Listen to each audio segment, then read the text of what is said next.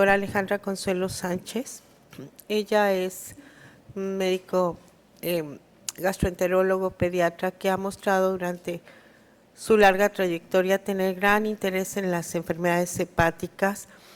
Es adscrita en el Servicio de Gastroenterología del Hospital Infantil de México y es profesora de los residentes a través de la Universidad Autónoma de México. Y en esta ocasión nos va a dar el tema de cómo sospechar una metabolopatía en colestasis neonatal. Muchas gracias por aceptar la invitación y las dejo con ustedes.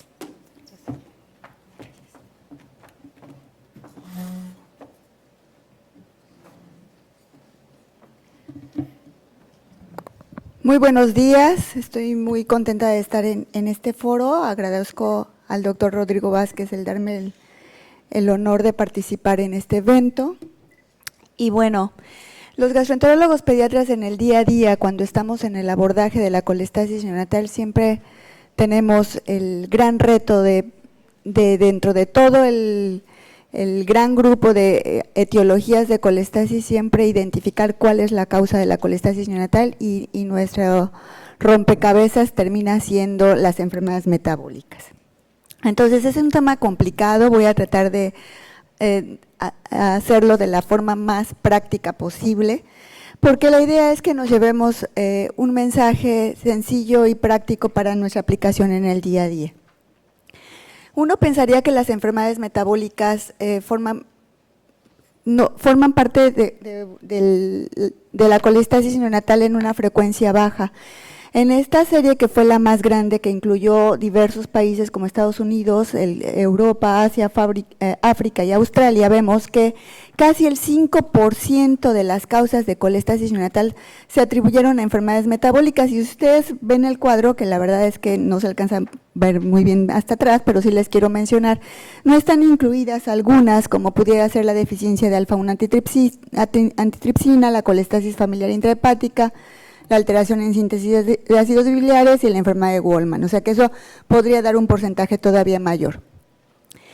Y cuando se hace un análisis de las causas de falla hepática en la etapa neonatal, encontré esta serie también de Norteamérica y del Reino Unido, en donde se observó que las causas metabólicas pueden ser casi cercano al 20%, la etiología de esta falla hepática en la etapa neonatal, donde destaca la galactosemia, los trastornos en la cadena respiratoria, la tirosinemia y ya menos frecuente otras enfermedades como la alteración en el ciclo de la urea y mitocondropatías en general.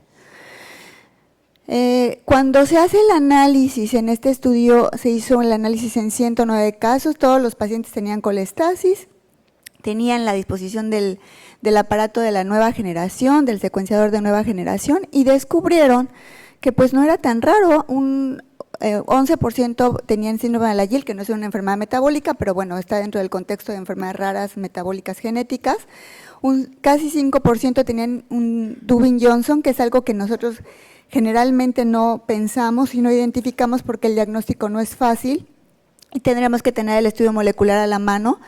El 5% fue deficiencia de citrina y un 5% colestasis familiar intrahepática. Entonces, como ustedes ven, seguramente lo que nos está haciendo falta es el recurso diagnóstico. Al no tener un estudio tan sofisticado como el secuenciador de nueva generación, pues muchas veces se nos pasa el diagnóstico porque no es fácil identificar estas enfermedades. Pero sí las podemos sospechar. ¿Cuándo las vamos a poder sospechar? Bueno, cuando nosotros tenemos un paciente que hace una falla hepática de inicio temprano, caracterizada por hipoglucemia, hipoalbuminemia, coagulopatía, datos francos de falla hepática, que aparte se acompaña de una acidosis metabólica constante con un lactato elevado persistente, que cursa con hiperamonemia asociada a encefalopatía, o bien que desarrolla rápidamente datos de hipertensión porta que nos hacen pensar en fibrosis o incluso una cirrosis temprana, estos pacientes los tendremos que contemplar como una probable enfermedad metabólica. Y si aparte cursan con otros síntomas como pudieran ser náusea, vómito, diarrea, enfermedad cardíaca temprana por cardiomiopatía o tienen algún tipo de hipotonía, o sea, estos datos aislados asociados a colestasis o bien en conjunto nos deben de hacer pensar en una enfermedad metabólica.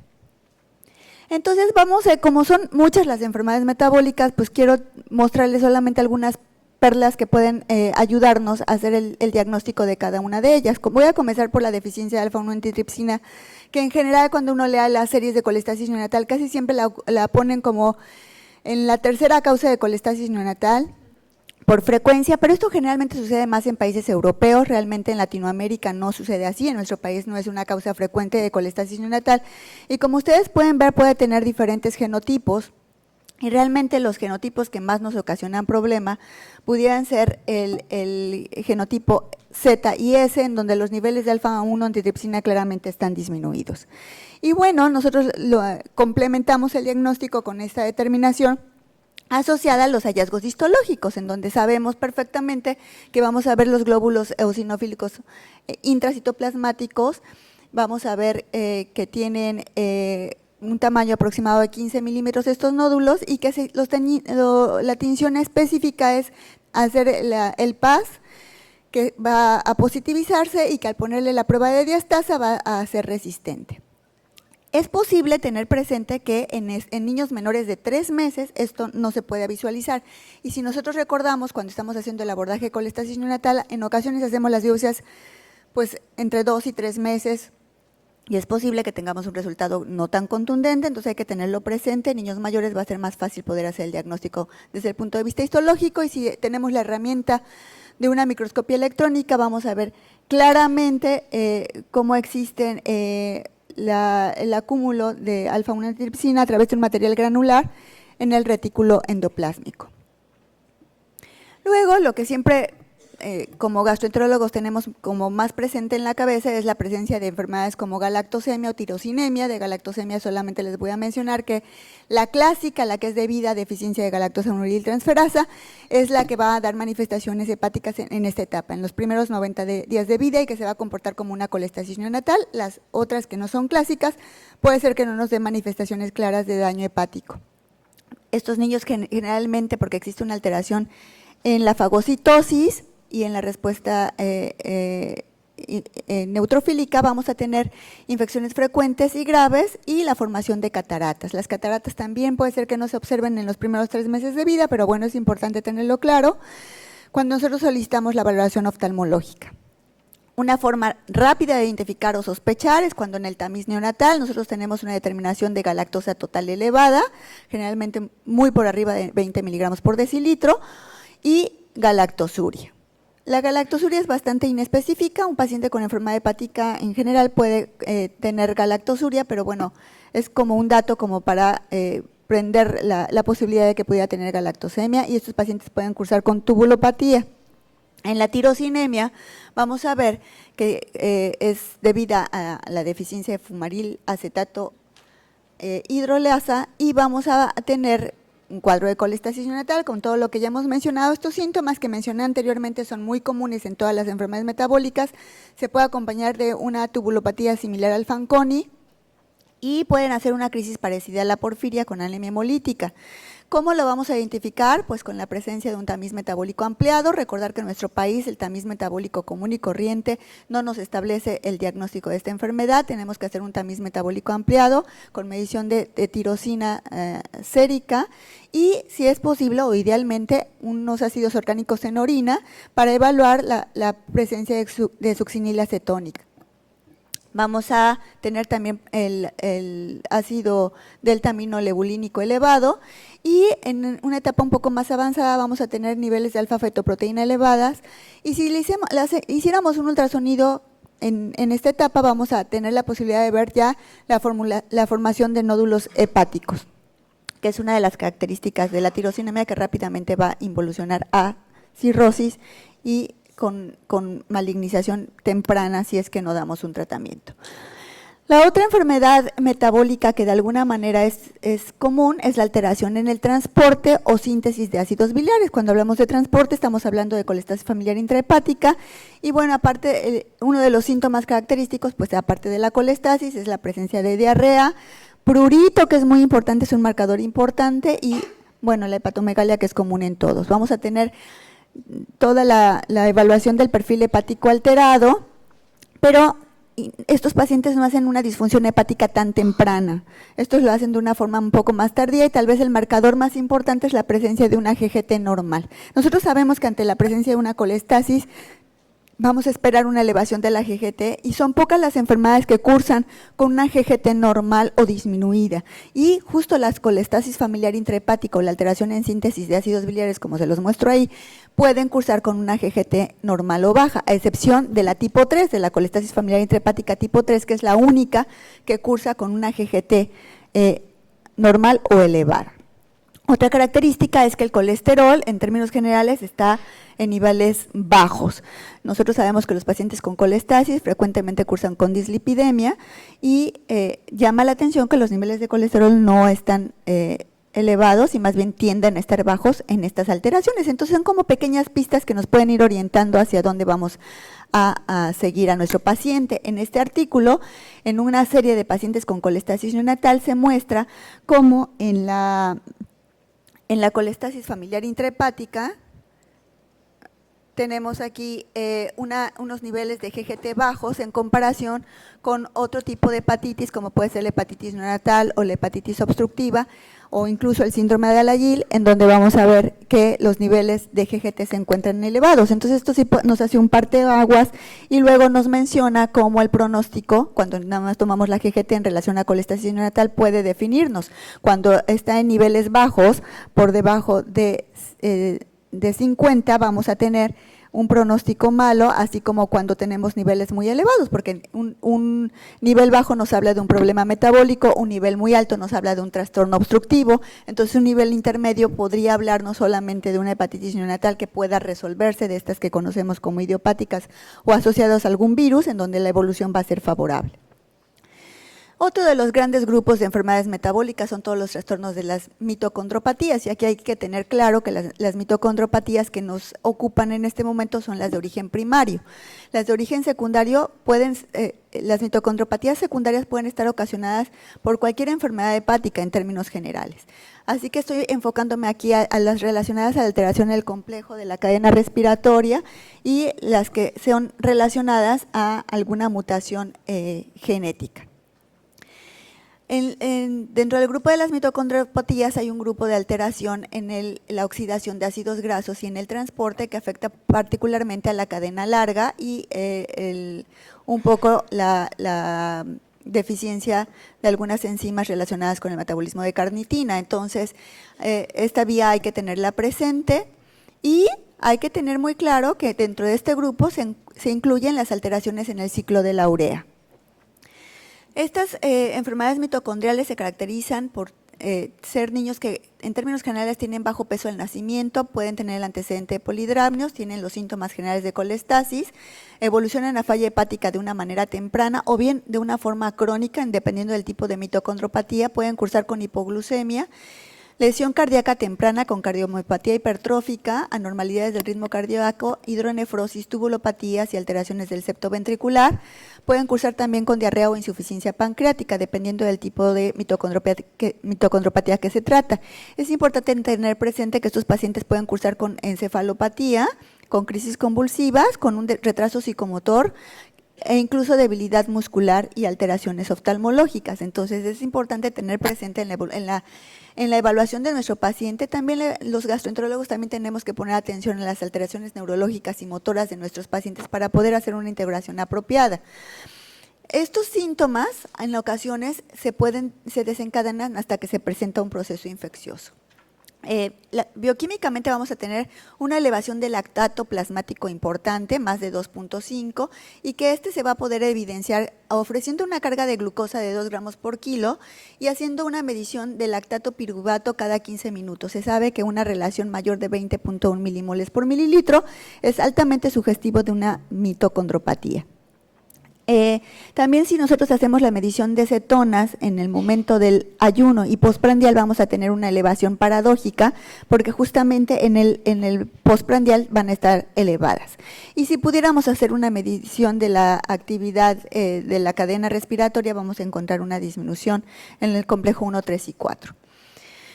Una variante de las mitocondropatías es justamente el síndrome de Gracil, por sus siglas en inglés, en donde vamos a tener retardo en el crecimiento, vamos a tener aminoaciduria, muy parecida a la tubulopatía de Fanconi, vamos a tener colestasis con esteatosis y evolución a cirrosis, vamos a tener una sobrecarga de hierro en los hepatocitos, ahorita vamos a mencionar qué característica tiene esta sobrecarga de hierro y también en las células de Kupffer, vamos a tener una acidosis láctica importante y la muerte es temprana. En este cuadro, que seguramente no verán atrás, pero les quiero platicar que lo que se ve alterado particularmente es la saturación de transferrina y del receptor de transferrina y que los niveles de hierro y transferina de una forma aislada pueden ser completamente normales, entonces hay que hacer el perfil completo. Cuando no se va a hacer la medición de hierro en el hígado directamente es cuando se observan los niveles elevados. Histológicamente, pues los datos son muy parecidos en todas las enfermedades metabólicas. Una de las características de enfermedad metabólica es tener esteatosis microvesicular, puede haber colestasis como se observa ahí, puede haber algo de hepatocitos hinchados y la esteatosis nuevamente se puede ver incluso en forma espumosa. Vamos a ver proliferación de colangiolos, que eso lo podemos ver en cualquier tipo de lesión colestásica, particularmente en los problemas obstructivos, y en la tinción de Masson vamos a ver algunas bandas de fibrosis. Entonces, cuando solamente hablamos de proliferación de colangiolos, fibrosis, inflamación, no estamos diciendo nada, pero bueno, hay que ir uniendo cada una de estas cosas. En términos generales, los hallazgos histológicos en las mitocondropatías los podemos identificar un poco más a través de la microscopía electrónica. La alteración en el ciclo de la urea, que forma parte de este grupo, bueno, pues como ustedes saben, se caracteriza por los mismos síntomas que hemos mencionado. Nada más quiero destacar que pueden cursar con microcefalia en el 40% y que la encefalopatía se asocia a una elevación de amonio. O sea, aquí el amonio es muy importante, la medición es muy importante para poder hacer esta asociación. También tener claro que los síntomas en las alteraciones del ciclo de la urea se van a desencadenar muy frecuentemente con un proceso catabólico importante que generalmente es infeccioso. Estos pacientes pueden desarrollar fibrosis avanzada hasta cirrosis y hay algunos casos de alteración en el ciclo de la urea que desarrollan hepatocarcinoma en edades avanzadas. Estos pacientes tienen como característica, dependiendo del tipo de alteración del ciclo, pero pueden cursar con niveles de urea o nitrógeno ureico bajo, que ese es un dato que tal vez podrían ustedes siempre estar evaluando. Son pacientes que tienen alcalosis respiratoria y no es compensada por acidosis, sino es alcalosis respiratoria pura, y vamos a ver elevación de aminoácidos dependiendo del tipo de la alteración del ciclo de la urea, como glutamina, alanina, y en ocasiones puede estar aumentado o disminuida la citrulina dependiendo del tipo de alteración, o arginina. En términos generales, el ácido orótico está elevado, pero hay que tener presente que en algún tipo de alteración del ciclo de la urea, el ácido orótico puede ser normal.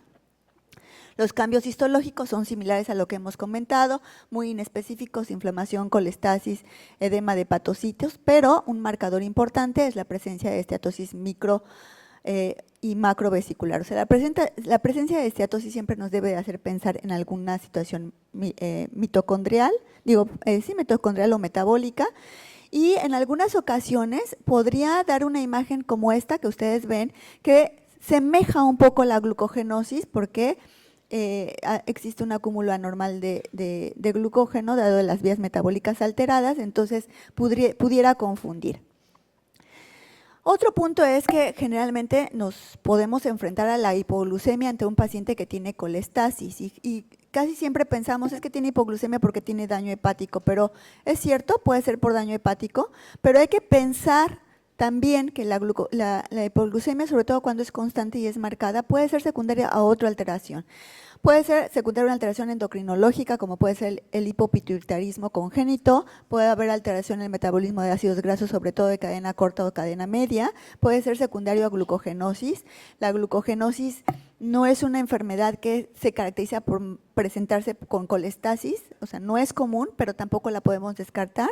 La tipo 4 tal vez es la que más pudiera asociarse a colestasis, pero las que más dan hipoglucemia, que serán la tipo 1, la tipo 3, en términos generales no se presentan por colestasis. Hay casos aislados en la literatura en donde se ha reportado un caso de colestasis asociado a una glucogenosis tipo 3 o tipo 1, pero son situaciones aisladas. Entonces, quiero hacer un análisis un poco más profundo de la colestasis neonatal asociada a hipopituitarismo. Se sabe que la hormona de crecimiento va a favorecer el desarrollo y el crecimiento de los canalículos biliares. Es por eso que cuando existe deficiencia puede haber algo de hipoplasia de los conductos biliares, y explicar un poco la colestasis, así como entender que la maduración de las enzimas encargadas del metabolismo, tanto de síntesis como excreción de los ácidos biliares, están influenciadas por las enzimas, por las hormonas, como el cortisol, tiroxina y la hormona de crecimiento. Entonces, al haber deficiencia de todas ellas, pues evidentemente este mecanismo de síntesis y excreción va a estar alterado y va a favorecer la colestasis. Entonces, debemos de tener claro que el hipopituitarismo puede ser hasta en el 1% la causa de la colestasis neonatal. La hipoglucemia es grave y de difícil control. Si nosotros tenemos un paciente masculino, vamos a tener un micropene. Se dice que más o menos la medición es menor de 2.5 centímetros. Va a haber defectos en la línea media de la cara y puede haber hipoplasia del nervio óptico, nistagmus pendular, sobre todo que esto se va a observar en niños mayores de 6 meses. Entonces, volvemos al mismo punto, hay que hacer una evaluación integral. Si nosotros hiciéramos una evaluación de cetonas ante la presencia de hipoglucemia, en lugar de encontrarlas elevadas, las vamos a encontrar ausentes, vamos a tener unos niveles de insulina normal, porque el problema no es por producción de insulina, y si nosotros tomamos una muestra crítica de glucosa, vamos a tener unos niveles de cortisol, ACTH, hormonas tiroideas, factor de crecimiento disminuidos. Si hiciéramos una resonancia, vamos a ver agenesia del tallo pituitario, podemos encontrar una neurohipófisis ectópica, y esto se ha denominado el síndrome de sección del tallo hipofisiario. Pasando a otra causa, vamos a tener la enfermedad de Niemann-Pick, que es una enfermedad lisosomal y que forma parte importante de las causas de colestasis raras. En Estados Unidos se ha descrito que puede ser hasta en un 7.5% de los casos se han encontrado, y es la segunda causa metabólica en esta serie. Las manifestaciones de esta enfermedad es que generalmente existe el antecedente de consanguinidad, como muchas otras enfermedades metabólicas que se heredan por herencia autosómica recesiva. Existe el antecedente de engrosamiento placentario, un retraso en el crecimiento, puede haber ascitis fetal o hidrops fetal o historia familiar de hermanos con este problema, hay que tenerlo siempre muy claro. La hipertensión portal es neonatal, con hepatosplenomegalia desde el nacimiento, trombocitopenia, y los pacientes desarrollan colestasis que puede evolucionar o bien a falla hepática grave hasta en un 10% de los casos y muerte.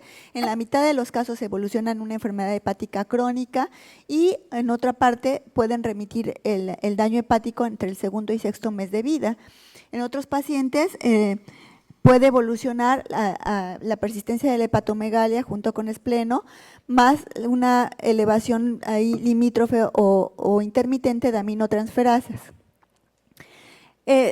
Vamos a sospechar esta enfermedad cuando aparte tenemos asociado una hipotonía central. Estos pacientes desarrollan hipoacusia y pueden tener un retraso en su desarrollo psicomotor o una regresión de las habilidades neuromotoras, que lo vemos generalmente en el primer año de vida, y más tarde pueden, si es que fueron evolucionando aceptablemente desde el punto de desarrollo psicomotor bien, más tarde desarrollan manifestaciones neurológicas y alteraciones en la marcha.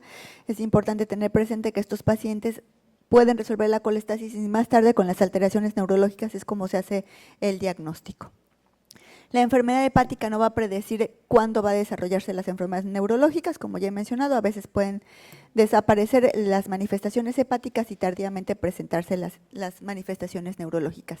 Otra enfermedad que se presenta en la colestasis neonatal y que también es lisosomal es la deficiencia de lipasa ácida lisosomal. Tiene dos espectros clínicos: la enfermedad de Wolman, que se presenta en lactantes, y la enfermedad por atesoramiento de estéreos de colesterol. En la enfermedad de Wolman vamos a ver que se presenta en los primeros meses de vida. Se caracteriza por tener colestasis, hepatomegalia, una disfunción hepática temprana. Puede haber calcificación renal hasta en un 30% de los casos. Estos pacientes pueden cursar también con diarrea o vómitos. La esplenomegalia se detecta desde los primeros meses de vida con un desarrollo de hipertensión portal muy importante. En una tercera parte de los pacientes vamos a ver esto que les mencionaba de calcificación renal, y en términos generales la mortalidad se alcanza en el primer año de vida sin tratamiento. El retraso en el crecimiento, como ustedes observan en la gráfica, está muy retrasado. En estos pacientes bioquímicamente vamos a tener una dislipidemia característica con elevación del colesterol, de triglicéridos, de la fracción LDL del colesterol muy elevada por arriba de 120 y un HDL bajo. Vamos a poder hacer el diagnóstico a través de la determinación en papel filtro de lipasa ácido lisosomal, que cada día está mucho más disponible. Nosotros la tenemos en el hospital accesible. Se puede confirmar el diagnóstico a través del estudio molecular con la alteración en el gen LIPA, y desde el punto de vista de biopsia hepática, si bien vamos a tener también esteatosis microvesicular parecida a lo que hemos visto anteriormente, en esta enfermedad vamos a ver la presencia de cristales de ésteres de colesterol que se pueden ver desde microscopía de luz hasta pacientes con microscopía electrónica.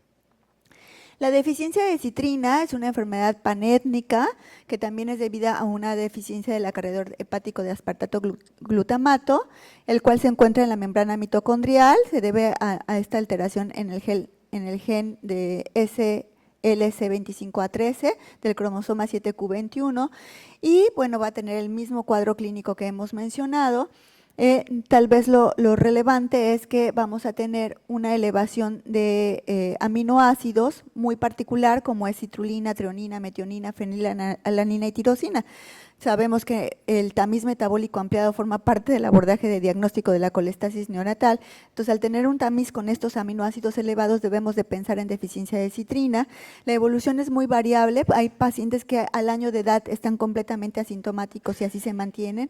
Algunos otros son asintomáticos y desarrollan manifestaciones clínicas en la etapa adulta, en donde ya se agrega alteraciones neurológicas como pueden ser encefalopatía. Una característica bioquímica de esta enfermedad es que cursan con fosfatasa alcalina mucho más alta. Como se observa, la columna de la izquierda es la columna de los pacientes que tienen esta enfermedad, y estos son los pacientes que tienen colestasis sin deficiencia de citrina. Como ustedes pueden ver, la fosfatasa alcalina es notoriamente más elevada en los pacientes con deficiencia de citrina, así como en la relación AST-ALT es alterada, se dice que es mayor de 2. Y un dato particular es que también cursan con una alfa-fetoproteína bastante elevada en comparación con los que no tienen esta enfermedad. Y se altera en esta enfermedad varias vías metabólicas, como puede ser la vía de la galactosa 1-uridil la de la galactosa 4-epimerasa, en donde nos puede dar niveles de galactosa total elevados, y esto puede confundir. Hay algunos pacientes que se han diagnosticado como galactosemia y lo que tienen es deficiencia de citrina, justamente porque esta vía se encuentra alterada. Algunos otros se confunden con una alteración en la oxidación de ácidos grasos, también porque se altera la vía de la acetilcoenzima A. Otros más cursan con hipertrigliceridemia, otros más cursan con hipoglucemia porque hay una alteración en la gluconeogénesis. Y bueno, finalmente es una alteración metabólica que puede afectar distintas vías y que hay que tenerla presente, y que el tamiz metabólico nos puede ayudar. La hemocromatosis o enfermedad autoinmune neonatal no es una enfermedad metabólica, pero bueno, es dentro del grupo de enfermedades raras, y me permití ponerla aquí, nada más para hacer la consideración que es una de las pocas de las enfermedades que cursan con hemosiderosis del sistema retículo endotelial y que tienen una falla hepática temprana. Es debida a la formación de autoanticuerpos maternos, y lo que vamos a identificar es elevación de inmunoglobulinas de las subclases particularmente IgG1 e IgG3, y hay algunos reportes en donde se ha visto elevación de anticuerpos antimicrosomales. El diagnóstico lo hacemos con biopsia de mucosa del labio inferior con gránulos de hemosiderina de las células acinales de las glándulas. Y ya para terminar, quiero decirles que las enfermedades metabólicas son causa de colestasis neonatal en un 5% de los casos, ocasionan el 20% de los casos de falla hepática fulminante en la etapa neonatal, por lo tanto hay que tenerlo perfectamente claro, esto no es nada despreciable. Lo debemos de sospechar en todo paciente que ha desarrollado una disfunción hepática temprana. No es lo mismo tener colestasis sin hipoglucemia, sin hiperamonemia, sin coagulopatía, a tener una colestasis que rápidamente está desarrollando todo este tipo de síntomas, hipoalbuminemia. Si cursan además estos pacientes con alteraciones neurológicas, por favor, hay que tenerlo muy, muy presente. Y si hay otros síntomas como vómito y diarrea, también hay que tenerlo muy, muy claro. Desde el punto de vista laboratorial, si tenemos todos estos datos clínicos, más acidosis metabólica que nos cuesta mucho trabajo corregirlo, sobre todo con un anion gap elevado, si tenemos una hiperlactatemia mayor de 2.5, hiperamonemia, que se exacerba con procesos catabólicos, si tenemos un paciente con hipoglucemia persistente que no la podemos controlar y que tenemos que estar subiendo constantemente los niveles de aporte de glucosa, si tenemos elevación de la alfa-fetoproteína, si tenemos una GGT normal, dislipidemia que tiende a ser moderada o grave, si tenemos hiperuricemia o urea o nitrógeno ureico bajos, y si aparte tenemos trombocitopenia temprana, todos estos datos son altamente sugestivos de que algo metabólico raro o genético está pasando, entonces hay que tenerlo como muy presente. Muchísimas gracias.